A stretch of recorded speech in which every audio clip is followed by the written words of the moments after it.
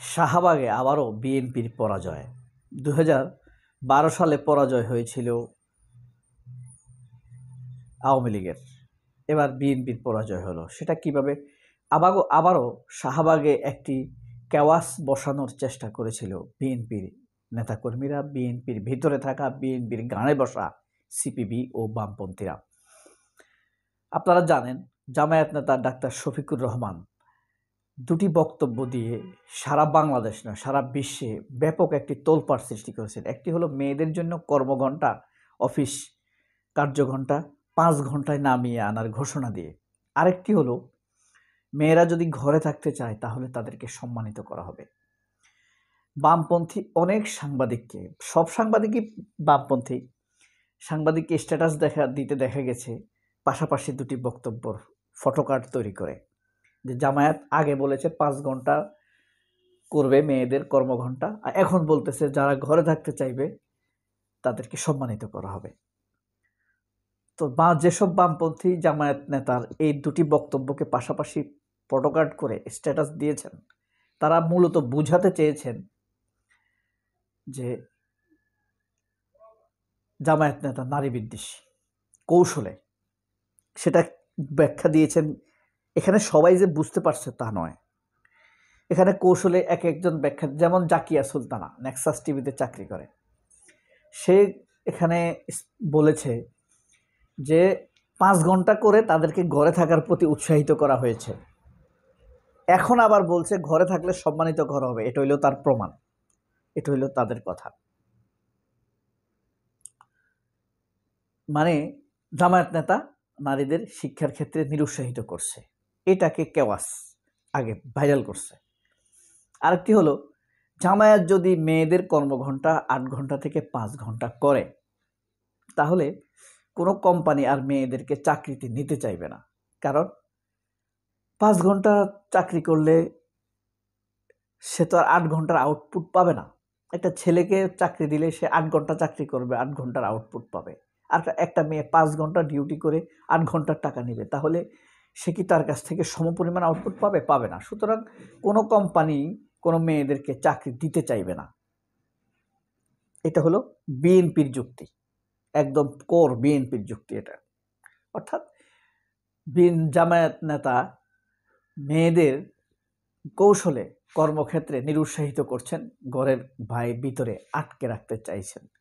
এটা নিয়ে সবচাইতে বড় ক্যাম্পেইন যে করছে সে হলো জাহাঙ্গীরনগরের টোটকা ফটোকার্ড ডক্টর নাহারিন।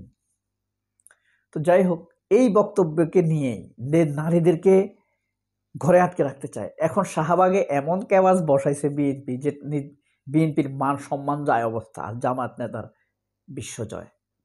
পরিস্থিতিটা তো তাই, জামায়াত নেতা বিশ্বজয় করে ফেলছে আর বিএনপির মান যায় অবস্থা। সেটা কিভাবে? শাহবাগে যাদেরকে আনা হয়েছে বিশেষত বামপন্থী, আপনি লক্ষ্য করলে দেখবেন তারা শখ করে বিভিন্ন সময় নেশাদ্রব্য টানে বা পাতা টাতা সবজি খায়, ড্রাই ভেজিটেবল, মানে গাঁজা, মারিজুয়ানা। তাদেরকে এই শাহবাগে জড়ো করা হয়েছে। তারা সবাই বলে আমরা তো চাকরি করতে চাই, আমরা ঘরে বন্দি থাকতে চাই না। অর্থাৎ তারা 8 ঘন্টা পুরো করতে চায়। একটা হাস্যকর বিষয়, হাসি লাগে, নিশ্চয়ই লাগে। আপনার নেদারল্যান্ডে নারী এবং পুরুষ উভয়েরই 6 ঘন্টা, তার মধ্যে নারীদেরকে 1 ঘন্টা কমিয়ে দেওয়া হয়েছে 5 ঘন্টা। নেদারল্যান্ড, আয়ারল্যান্ড, ফিনল্যান্ড, স্পেন, এসব দেশগুলোতে, স্পেনে পরিপূর্ণ না, স্পেনে প্রায় 60% কোম্পানি, গভর্নমেন্ট প্লাস 60% কোম্পানিতে নারীদের ডিউটি 6 আওয়ার্স পার ডে। আর নেদারল্যান্ড, আয়ারল্যান্ড, ফিনল্যান্ড এগুলোতে 90% নারীদের ডিউটি, নারী পুরুষ উভয়েরই 6 ঘন্টা, নারীদের 5 ঘন্টা, একদম 90%। এখন আপনি বলবেন 100% নয় কেন? 100% মিলিটারি আছে, ডক্টরস আছে, হ্যাঁ, এদেরকে কিছু পেশা আছে আপনার অ্যাডজাস্ট করতে হয় স্বাভাবিকভাবে। এই কারণে তারা কিছু কিছু পেশা, সিকিউরিটি অ্যালায়েন্স আছে, হ্যাঁ, স্টেট সিকিউরিটি আছে, আন্তর্জাতিক বিজনেসের ক্ষেত্রে আছে, এই ধরনের কিছু ডিউটির ক্ষেত্রে কিন্তু আপনাকে 24 ঘন্টা বজায় রাখতে হয়। যেমন আপনার বাংলাদেশ যখন আন্তর্জাতিক বাণিজ্য করে, তখন যেসব প্রতিষ্ঠান আন্তর্জাতিক বাণিজ্যের সাথে যুক্ত, সেসব প্রতিষ্ঠানে ইন্টারন্যাশনাল বিজনেসে কিছু লোকে থাকে 24 আওয়ার্স। যেমন 3 জনকে দিবে সকাল 6টা থেকে দুপুর 2টা পর্যন্ত, 2 জন ডিউটি করে, আন্তর্জাতিক বিজনেস, অন্য কাজ না। আবার দুপুর 2টা থেকে রাত 10টা, রাত 10টা থেকে সকাল 6টা, ভোর 6টা। এভাবে কিন্তু ইন্টারন্যাশনাল শিফটিং করা হয়। কারণ আমাদের এখানে যখন ভোর, ওখানে তখন দুপুর। আমাদের এখানে যখন গভীর রাত, ওখানে তখন সকাল কিছু কিছু দেশে। তো তাদের সাথে তো অফিস টাইম, তাদের সাথে কমিউনিকেশন বজায় রাখতে হয়। তো সব দেশে এরকম আন্তর্জাতিক কিছু কমিউনিকেশন বজায় রাখার জন্য মানুষকে 100% আর 6 ঘন্টা দেওয়া হয় না। যেমন আমাদের দেশে আপনি ধরেন, সবখানে কিন্তু 100% 8 ঘন্টা না, কোনো জায়গায় 10 ঘন্টাও আছে, কোনো জায়গায় 6 ঘন্টা আছে। যেমন আপনি ওয়ামি head office Uttara, world assembly of Muslim aid বনানীতে, হ্যাঁ, এখানে আপনি গেলে দেখবেন ভোর 7টায় ডিউটি শুরু, 1টা বাজে ডিউটি শেষ। 1টা বাজে আপনি উঠে যাবেন চেয়ার থেকে, নামাজ টামাজ পড়ে খেয়ে অফিসে খাবেন। আপনি খেয়ে 2টা বাজে বের হয়ে যাবেন। 2টা পর্যন্ত যদি ধরেন তাহলে আপনার হয় কয় ঘন্টা? 7 ঘন্টা। আর 1টা পর্যন্ত ধরলে কয় ঘন্টা হয়? 6 ঘন্টা, তাই না? আমাদের দেশেও আছে 6 ঘন্টা, তবে সংখ্যায় খুব কম, পরিমাণে খুব কম। হ্যাঁ, আরও 2-1টা প্রতিষ্ঠান আছে এরকম।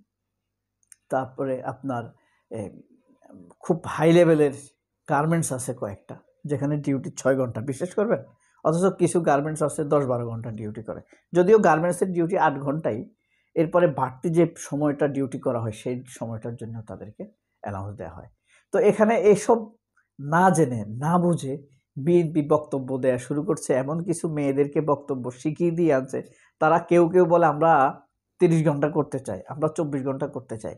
মানে তারা তাদেরকে অ্যান্টি জামাত বক্তব্য করাইছে এখানে, ঠিক আছে? জামাত যেটা করছে তার উল্টা করছে। কোনো মানুষ এই পৃথিবীকে কি চায়, এই পৃথিবী কি বলবে তার কোম্পানিকে তুমি কেন আমাকে 6 ঘন্টা দিয়েছ, আমি 8 ঘন্টা করতে চাই, আমি বাইরে থাকতে চাই, আমি ঘরে যাব না? কোনো মেয়ে বলবে? কোনো চাকরিজীবী মেয়ে বলবে? এটা বলবে না। অর্থাৎ জামাত নেতার এই বক্তব্য দেওয়ার পর এটার এন্ট্রিতে বিএনপি আর কোনো বক্তব্য দিতে পারছে না। তার চাইতে ভালো কোনো বক্তব্য আনতে তারা পারেনি। জামায়াত নেতার এই বক্তব্যটি আমিও সমালোচনা করেছিলাম, কিন্তু আমি বলেছিলাম যে উনি চাইলে এটা এখনই শুরু করতে পারে, বা জামায়াতের ওরিয়েন্টেড যেসব প্রতিষ্ঠানগুলো আছে ধরেন ইসলামে, সেটা এখনই শুরু করতে পারে। সেখানে কি এটার ওয়ার্কশপ করা হয়েছে কিনা, প্র্যাকটিস করা হয়েছে কিনা, এই পারপাসে আমি বলেছিলাম তারা এখনই শুরু করতে পারে তাদের প্রতিষ্ঠানগুলোতে। কিন্তু এই বক্তব্যের অ্যান্টিতে কোনো সুশীল প্রকৃতপক্ষে কোনো নারীও জামায়াত নেতার বিরোধিতা করতে পারেনি। যারা বিরোধিতা করেছে তারা ছেঁচড়া। এখানেই ধরা খেয়ে গেছে জামায়াতের কাছে বিএনপি। জামায়াত নেতা করলো বিশ্বজয়, আর বিএনপির হলো নৈতিক পরাজয়। সবাই অনেক ভালো থাকবেন। আল্লাহ হাফেজ। আসসালামু আলাইকুম।